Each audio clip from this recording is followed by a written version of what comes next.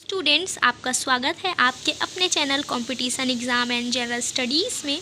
तो आज भारतीय व्यवस्था जो है, भारतीय अर्थव्यवस्था जो है, इकोनॉमी सिस्टम का आज ये पार्ट 4 होने वाला है।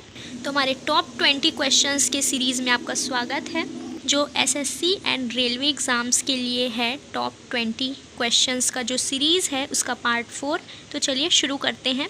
तो हमारा 61 क्वेश्चन हो जाएगा, प्रथम औद्योगिक नीति में उद्योगों को कितने भागों में वर्गीकृत किया गया है।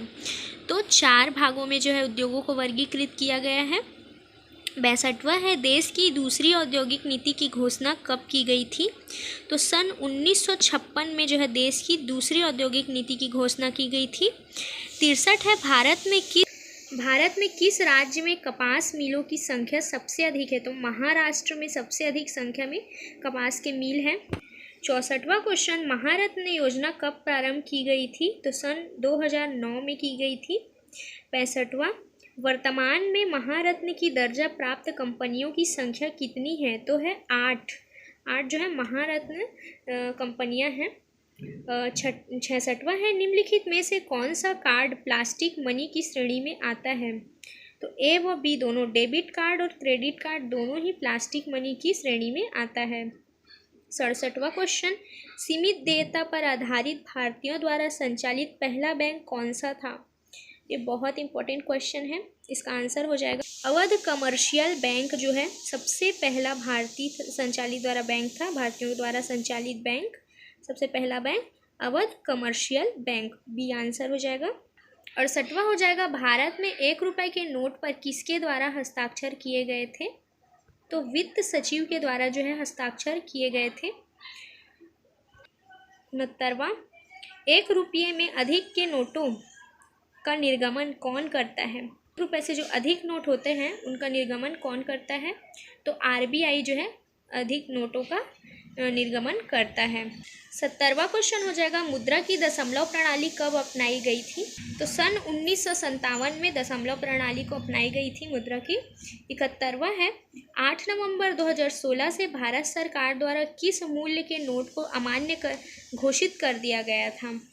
तो 500 और 1000 के नोटों को जो है अमान्य घोषित कर दिया गया था। 72वां, पूर्ण स्वामित्व पर आधारित भारतीयों द्वारा संचालित पहला बैंक कौन सा था। तो पंजाब नेशनल बैंक जो है पूर्ण स्वामित्व पर आधारित बैंक था। 73वां हो जाएगा, स्टेट बैंक ऑफ इंडिया का राष्ट्रीयकरण कब किया गया था।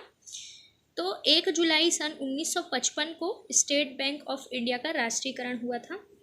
74, निम्न में से किस बैंक की स्थापना हिल्टन यंग आयोग की अनुशंसा पर की गई थी। तो हिल्टन यंग आयोग के अनुशंसा पर आरबीआई बैंक की अनुशंसा की गई थी।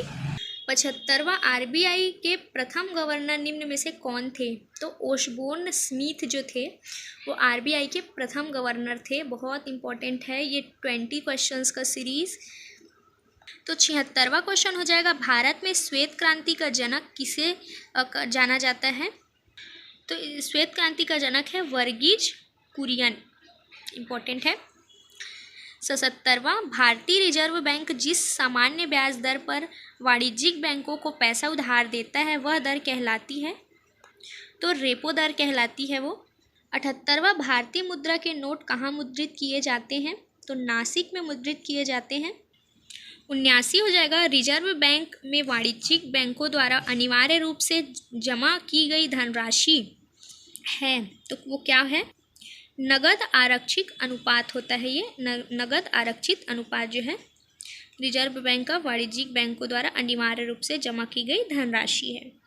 80 और इस वीडियो का आखिरी क्वेश्चन है, भारतीय बीमा विनियामक और विकास प्राधिकरण की स्थापना कब की गई थी।